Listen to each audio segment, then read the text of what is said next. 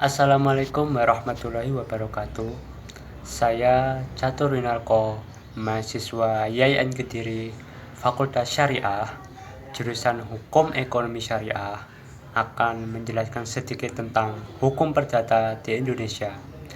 Sebelum melanjut video ini, jangan lupa tekan tombol like dan subscribe ya guys, untuk mendukung channel ini agar bisa berkembang.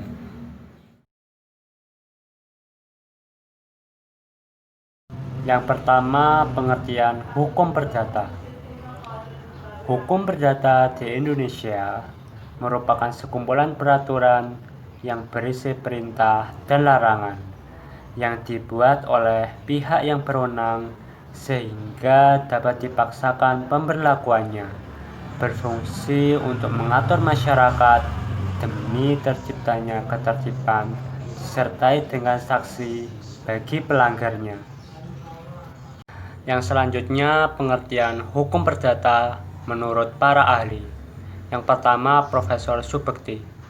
Hukum perdata dalam arti luas meliputi semua hukum privat material, yaitu segala hukum pokok yang mengatur kepentingan-kepentingan perseorangan. Yang kedua, menurut Sri Sudewi Mahjong Sofyan, hukum perdata hukum yang mengatur kepentingan antara warga negara perseorangan yang satu dengan warga negara perseorangan yang lain. Yang ketiga, menurut Wirjono Projodikoro, hukum perdata suatu rangkaian hukum antara orang-orang atau badan hukum satu sama lain tentang hak dan kewajiban.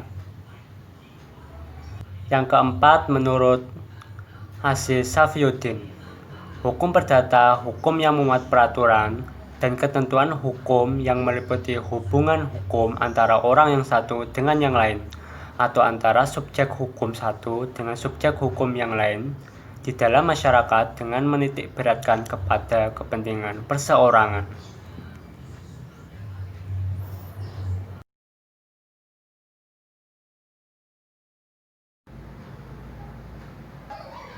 Yang selanjutnya, asas hukum perdata.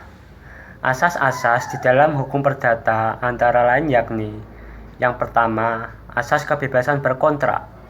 Asas ini mengandung arti bahwa masing-masing orang dapat mengadakan perjanjian, baik yang sudah diatur dalam undang-undang ataupun yang belum diatur dalam undang-undang. Asas ini ada dalam 1338 ayat 1 KUH Perdata yang menyatakan bahwa semua perjanjian yang dibuat secara sah berlaku sebagai undang-undang untuk yang membuatnya. Yang selanjutnya, asas konsensualisme. Asas ini berkaitan dengan pada saat terjadi perjanjian. Di pasal 1320 ayat 1 KUH Perdata, syarat wajib perjanjian itu karena terdapat kata sepakat antara kedua belah pihak. Yang selanjutnya, asas keseimbangan.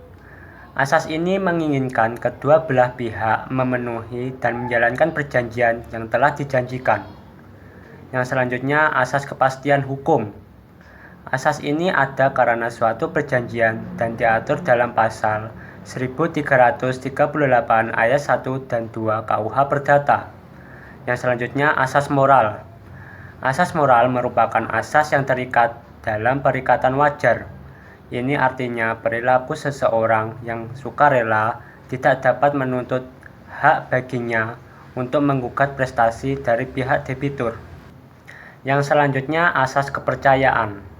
Asas ini mempunyai arti bahwa setiap orang yang akan mengadakan perjanjian akan memenuhi masing-masing prestasi yang diatur kedua belah pihak.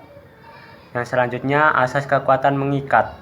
Asas ini menyatakan bahwa perjanjian hanya mengikat pihak yang mengikatkan diri atau yang ikut serta dalam perjanjian tersebut. Yang selanjutnya, asas persamaan hukum.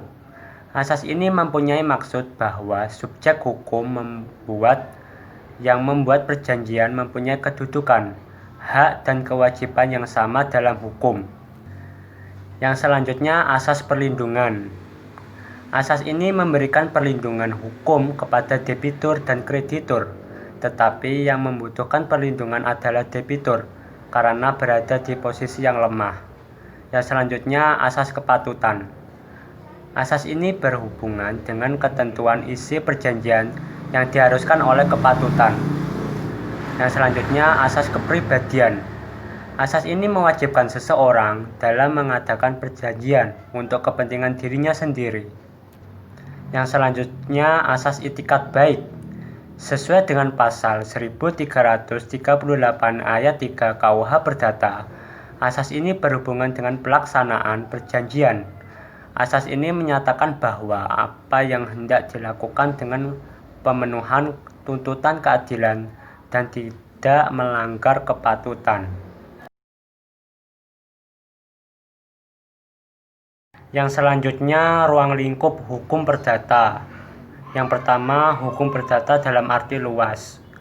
Hukum perdata dalam arti luas pada hakikatnya meliputi semua hukum privat material, yaitu segala hukum pokok atau bukan material yang mengatur kepentingan-kepentingan perseorangan. Yang selanjutnya, hukum perdata dalam arti sempit. Hukum perdata dalam arti sempit ada kalanya diartikan sebagai lawan dari hukum dagang. Hukum perdata dalam arti sempit ialah hukum perdata sebagaimana terdapat di dalam KUH Perdata. Jadi hukum perdata tertulis sebagaimana diatur di dalam KUH Perdata merupakan hukum perdata dalam arti sempit. Sedangkan hukum perdata dalam arti luas termasuk di dalamnya hukum perdata yang terdapat dalam KUH Perdata dan hukum dagang yang terdapat dalam KUHD.